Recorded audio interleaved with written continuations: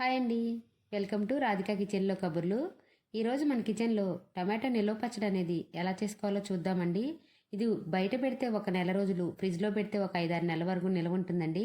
దీన్ని ఎండలో పెట్టాల్సిన అవసరం కూడా లేదు. ఇన్స్టెంట్గా చాలా ఈజీగా చేసేసుకోవచ్చు. రైస్లోకి, ఇడ్లీలోకి, దోశలోకి కూడా చాలా బాగుంటుంది. నేనైతే 2 కేజీల టమాటాలతో ఈ పచ్చడి అయితే చేస్తున్నాను. బాగా పండినవి ఒక 2 కేజీల టమాటాలు తీసుకుని వీటిని శుభ్రంగా కడిగి ఇలా పొడి క్లాత్తో తుడుచుకోవాలి. టమాటాలన్నీ తడి లేకుండా తుడిచేసుకున్నాక వీటిని ఇలా ముక్కల్లాగా కట్ చేసుకోవాలి. చిన్న చిన్న ముక్కలుగా కట్ చేయాల్సిన అవసరం లేదు, పెద్ద పెద్ద ముక్కలుగా కట్ చేసుకోవచ్చు. ఈ టమాటా ముక్కల్ని మనమేమి ఎండలో పెట్టాల్సిన అవసరం లేదండి. ఇన్స్టెంట్గా చాలా ఈజీగా చేసేసుకోవచ్చు.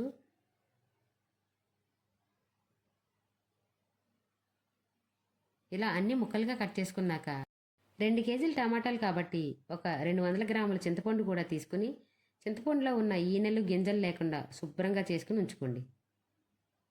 ఇప్పుడు ఒక స్టవ్ మీద మందపాటి బాండీ పెట్టుకుని ఒక 200 గ్రామ్స్ వరకు నూనె వేసి నూనె హీట్ అయింది అనుకున్నప్పుడు మనం కట్ చేసి ఉంచుకున్న టమాటా ముక్కలు కూడా ఇందులోకి వేసుకోండి. అలాగే శుభ్రం చేసి ఉంచుకున్న చింతపండును కూడా ఇందులోకి వేసుకోవాలి.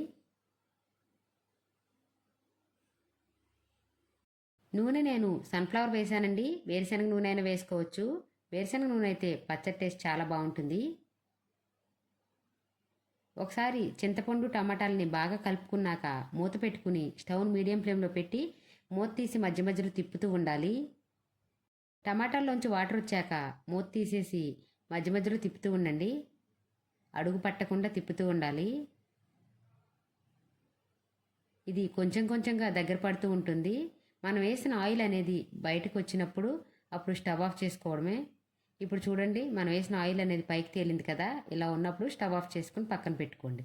ఇది ఆరేలోపు ఇప్పుడు ఒక స్టవ్ మీద ప్యాన్ పెట్టుకుని ఒక 2 టేబుల్ స్పూన్ల వరకు మెంతులు, 4 టేబుల్ స్పూన్ల ఆవాలు వేసుకుని వీటిని వేయించుకోవాలి. 2 కేజీల టమాటాలకి 2 టేబుల్ స్పూన్ల మెంతులు, 4 టేబుల్ స్పూన్ల ఆవాలు అయితే కరెక్ట్గా సరిపోతాయండి. మెంతులు అనేవి కలర్ మారి వేగాక మిక్సీ జార్లో వేసుకొని ఆరాక ఇలా మెత్తగా మిక్సీ పట్టుకోండి.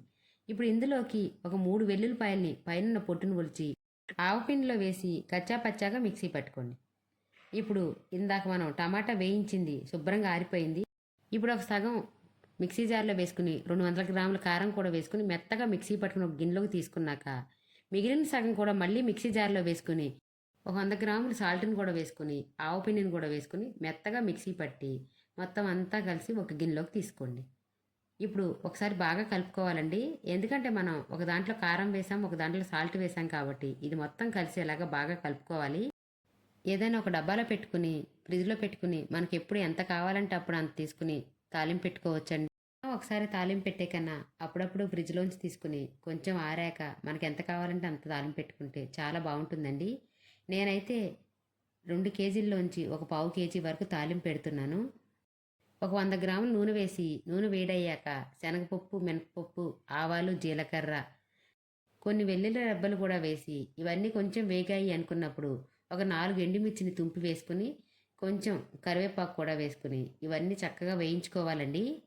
ఇవన్నీ వేగాక ఒక టీ స్పూన్ పసుపు కూడా వేసుకుని స్టవ్ ఆఫ్ చేసుకోవాలి.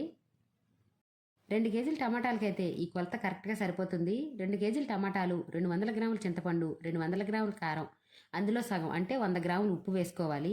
నూనె 2 కేజీల టమాటాలకి ఒక 800 గ్రాముల వరకు పడుతుందండి. అదే మనం సగం చేసుకుంటే అంటే కేజీ టమాటాలకైతే ఇందులో సగం సగం వేసుకుంటే సరిపోతుంది. తాలింపులో ఈ పచ్చడి అనేది వేసుకుని ఈ నూనె మొత్తం ఈ పచ్చడికి పట్టేలాగా బాగా కలుపుకోవాలి. ఏదైనా డబ్బాలోకి తీసుకుంటే నూనె పైన తేలుతూ ఉండాలండి, అప్పుడే నిల్వ ఉంటుంది. అంతేనండి, ఎంతో టేస్టీగా ఉండే టమాటా పచ్చడి అయితే రెడీ అయిపోయినట్టే.